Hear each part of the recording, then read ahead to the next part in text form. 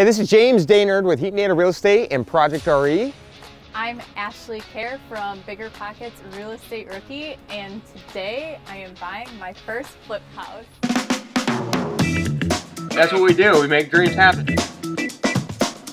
Work with the right people, buy the right deal first. One of my favorite topics, money. So we're gonna walk through the property. We're gonna show you kind of the ropes, what needs to be done, what doesn't need to be done, and how do we accomplish profit at the end of the day. So before this, all I did was long-term rentals, some with just cosmetic rehabs, some gut rehabs where my partner and I did the work ourselves.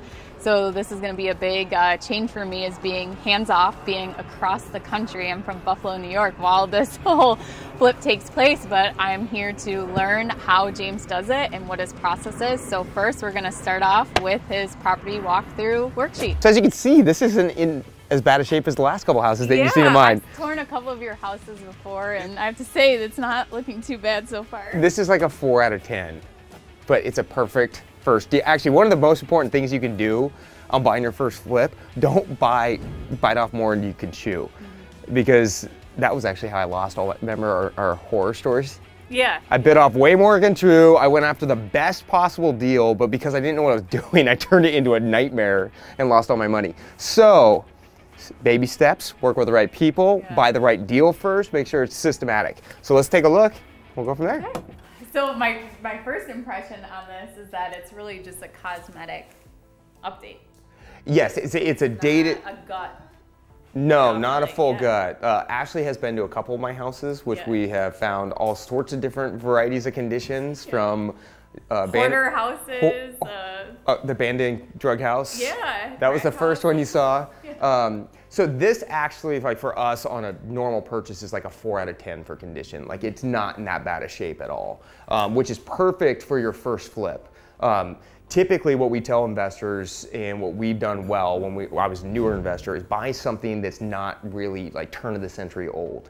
Like if you're buying something over 1950s, the bones, the framing, the electric, the plumbing, they're all in much better shape than your homes that are built in 1920s. So each era has their own problems and pros and cons. This house is built in the late 60s, so a lot of the electrical and plumbing are done. But to get an optimal shape, it just needs to be fully updated with the cosmetic. So what are some things you look for when you purchase a property that you're not going to gut and redo the electric or the plumbing? Or is there certain things you do during an inspection period? Yeah, there's tons of things that you need to do, because actually the cosmetic flips can almost be harder than a full rebuild. The process of a full rebuild is very time intensive. It can be a long time, but you already can budget for everything.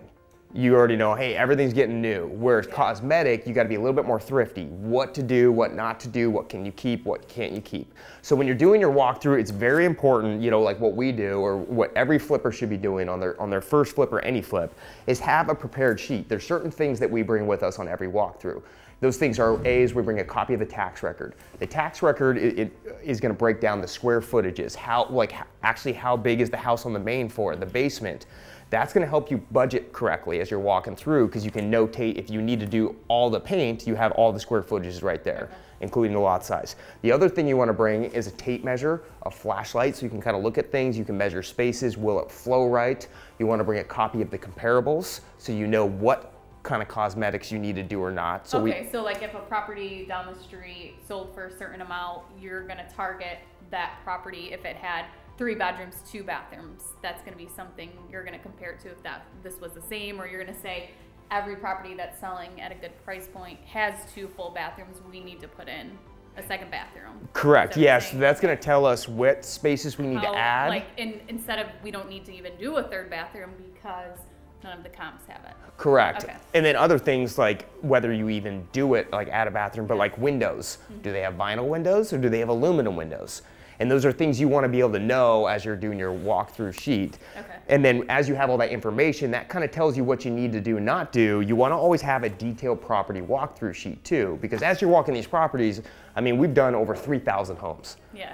And I can walk through a house really quickly, be rough on my budget, and miss 10 things. Well, even just remembering, like going back, like, okay, we're going to go back to the office, build the budget, but Wait, do you remember what this was or what shape that was in?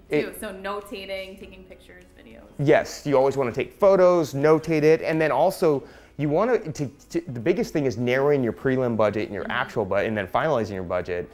And that's where you need actual counts. Yeah. So instead of saying, hey, I need to do all the windows, it's going to be $8,000, I can go, I have 16 windows and each window costs me this. Right. And so the more thorough you are on your property walkthrough sheet, the more exact your budget's going to be, which is less variance in your profit, and you can actually be successful all the way through. Okay. So you don't want to just kind of walk through and go, hey, I need to do all this stuff, let me just throw, like the guessing game. Yeah. Well, that's about 100 grand. Well, how does that broken down? Okay, so I've heard people say, like, if this property, we usually budget, you know, $100 per square foot if it has a garage.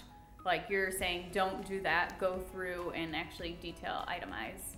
Yes, for us, we look at everything. We want to know actually what we're doing, what it should cost, and then when we're negotiating with our contractors later, we can say, hey, here's our budget. We have it at this price per square foot, or we have it for this window to be installed, and then we know, and there's 16 of them. So are we off on our budget? The more thorough you are, the less variance you have in your. I mean, last thing you want when you're flipping homes or buying any investment is hedge against your variance. And so the more thorough you are, the more exact your numbers are. Okay, so let's start walking through. We know that the flooring needs to be redone. Yeah, so as we kind of walk through our spaces, you know, as we're doing our walkthroughs, we want to notate what needs to be replaced, but we also want to notate our floor plan and stuff so as we go through. Okay. So as we walk through this living room, we can see like the hardwoods. We either can refinish or replace with engineered hardwoods based on the value. So when we go back to the office, we're going to finalize our budget and we're going to kind of play with it to see what's actually more affordable. Okay. Personally, I like to keep hardwoods, but sometimes it doesn't mathematically work all the way out. Things that we're also notating. These windows here, they're oversized, large windows, and then they also have one pane of glass, which does not give you good energy rating, and no one's gonna pay you a premium for your house if you have a single pane window. So we need a budget to replace every window. So that's something that a buyer is going to look for, that they're energy efficient windows? Yeah, that's what's gonna get, as we looked at the comparables, when we reviewed them, we noticed that everything that was getting premium pricing had all new energy things. They had new roofs, they had new windows.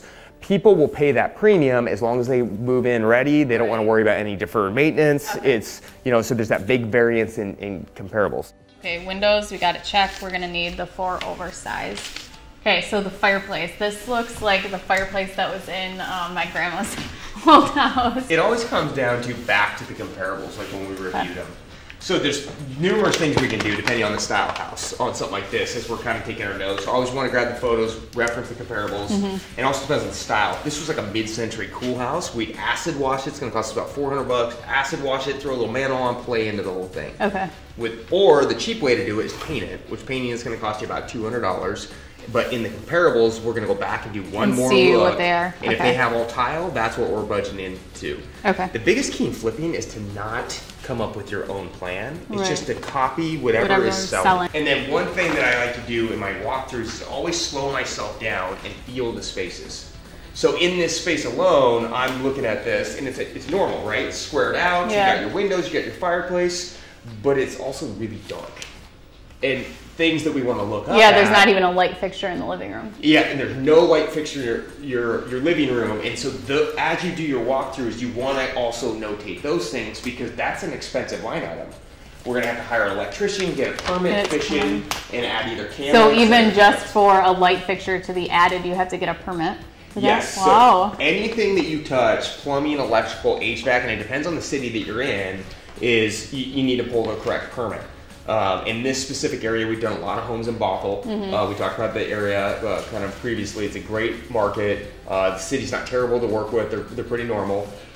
But, you know, as we're running wire, that's a safety hazard. We want to make sure that we have a licensed and bonded electrician doing it. They're running it in. They get the permit. It's checked off on because as a flipper, you want to also make sure you're reducing your liability because you have the liability of these tradesmen. And if they do the wrong thing and you don't pull the right permit, you can be liable. Most of the comparables are going to, when we're selling above $1 million, we got to go with a little bit better materials. Like we'll use linoleum in basements and the laundry room.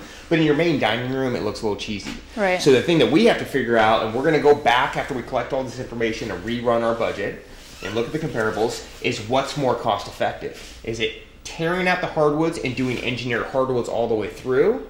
Because that's going to cost us about $5 a foot installed. Whereas hardwoods, it's $3 a foot to $4 to refinish, but then we have to add them in. And to add them in with the supply chain issues that's going on, and wood, cost of wood, it costs about $12 a foot for this section. Whereas we have a 130, 140 foot section, or square foot section. It might be cheaper for us to tear everything out and re-put all new floors in than to actually add this in, because this could cost such a substantial amount. You know, tile's also going to cost us about $10 to $11 a foot installed. So that's what we're going to play with, and that's why it's important to bring your tax record, is to know your square footages.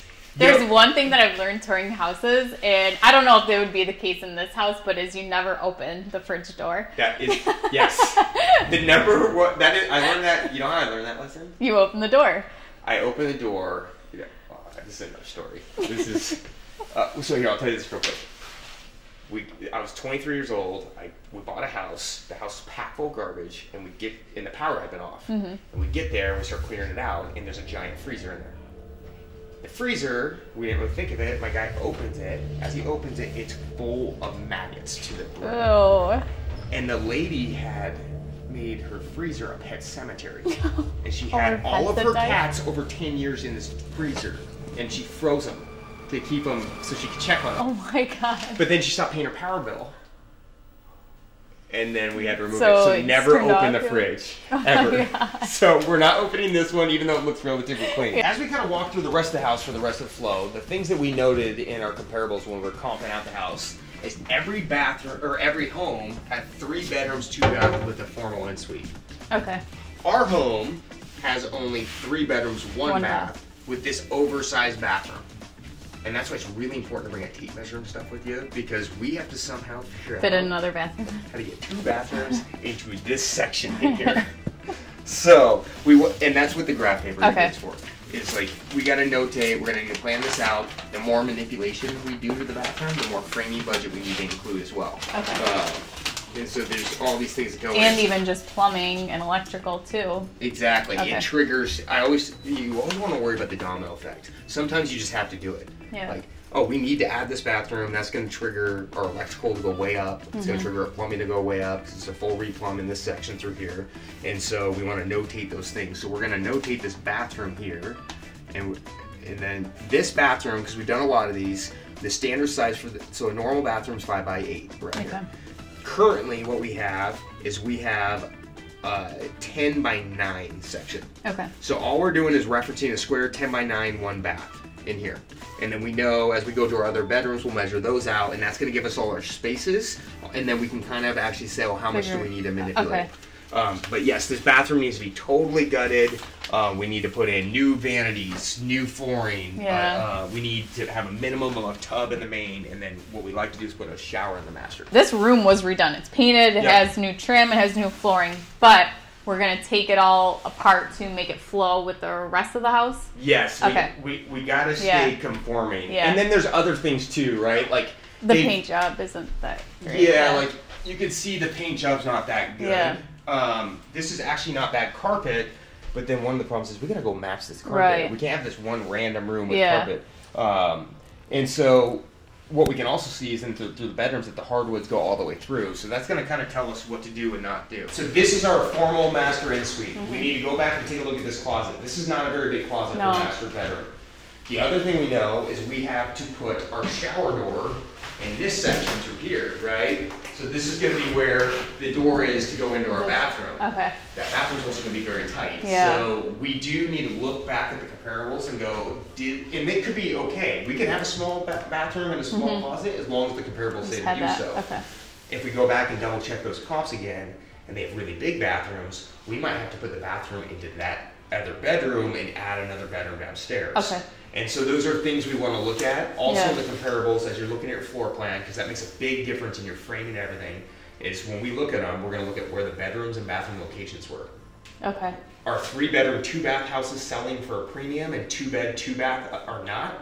And so we want to look at all those different factors, because it also comes down to what is our scope and how much do we need to rewire the pump. We're going to go take a look at the attic. So again, things that we're looking for is this. There's insulation. We got to add insulation in there, and luckily it has been blown in a little bit. So You know, that's why taking the videos, taking the photos, we can kind of go back and look. You know, we had to add in some roof insulation, which is going to be about $1,500 bill. This gives us more room to manipulate this bathroom. Oh, yeah. So, like, this is where we can put our tub in, right? So we also want to notate on our floor plan that we have this little closet because this is going to need to be drywalled in, which is also a bill. The other thing I'm noticing, unfortunately, is our cold air returns right here. So we're going to have some ducting underneath this. So that's probably why they put the closet there, because that... Correct. Yeah. And then it's going to make it tough for us to put a tub or anything on the floor set, so we might have to redo some of this. So this goes to show you, we have found all sorts of weird stuff in properties over times, but you will find all sorts of different treasure. The one thing you want to remember is it's not treasure, it's garbage. It's trash. Get it gone. The longer you hang on to your garbage, the more you could possibly get effed. So it's, you know, like, just get rid of it, throw it away. Also, bring hand sanitizer if you're walking. So now that we walked the whole inside, right, we've made all our notes, we've taken our square footage, we've got our accounts, now we gotta check out the outside. Okay, right? So I did find, you know, I know you said everything is not a treasure, there's trash, but I did find a BB gun. That's so pretty good. I was thinking maybe I could, like, fire off my, like, first round here. Your 21 This is your 21 gun salute for your first flip. So as you get out to any kind of deck situation, we always want to check these things, right? Like, what is our major posts? These are pressure treated, they're good, we're not going to have to replace them. The wood's in good shape. We don't have a lot of leakage going on anywhere through here. This stuff can cost serious money if it's rotted out, especially with wood being at its all-time high. Is we're going to put it up on Craigslist for free. Oh, and so somebody will take it so you don't even have to worry about getting or paying someone to demo it. Yeah, people love free crap. So I'm hoping, because if not, it's going to probably cost us $1,000 to dump this. Yeah. So we're going to take a photo, get it up on Craigslist, get rid of the thing. It's a nice oversized lot. And then during times of pandemic, the more we emphasize this, the more people can feel like they can stay at home. That's where you get that high premium price. Right now it's worth $1,050,000, but with appreciation, we might get a kicker in there. A little more. And if you pull off the right plan, that's how you get the optimal value. So the best way to do this is when you're trying to figure out to put in fencing, is like people always go, well, how much does that fence cost? Yeah. We know it's going to cost us roughly about $30 a lineal foot right now. On your tax record, it gives you all the dimensions of your lot. So if you want to fence it, it gives it right there, and there's your math. And so you don't have to even negotiate with a contractor. You say, well, you charge $30 a linear foot. It's 16 feet. So what'd you think? Yeah, I mean, the biggest thing is that it's not like going to be a gut rehab. It's going to be mostly cosmetic things, but there's also, it's so much more than that. Like just going through the mechanics, looking how to tell if the electrical is grounded or not, little things like that. And just the different things that you look for that I never would have thought to actually look for. Even just like looking over here, putting up a fence, or what are the things that are actually going to add value, which aren't what's going to be overkill by looking at the comp. So I'm excited to go back to the office and really like tighten up our budget and look at the comps more. One like big takeaway I had is that like you can never take too many notes, you can never draw too many layouts, and you can never take too many pictures or videos too of the property. Yeah, you want to slow down. Yeah, slow down. And I'm super ADD. Yeah. And I'm always moving. And so like even when I get here, I'm like, slow down, Jimmy. Like just walk through. Yeah. Because every miss is $1 out of your pocket. And so, you know, take the time, write your notes down. And yeah, so what we're going to do now, we already made our mock-up budget that we created off our virtual underwriting.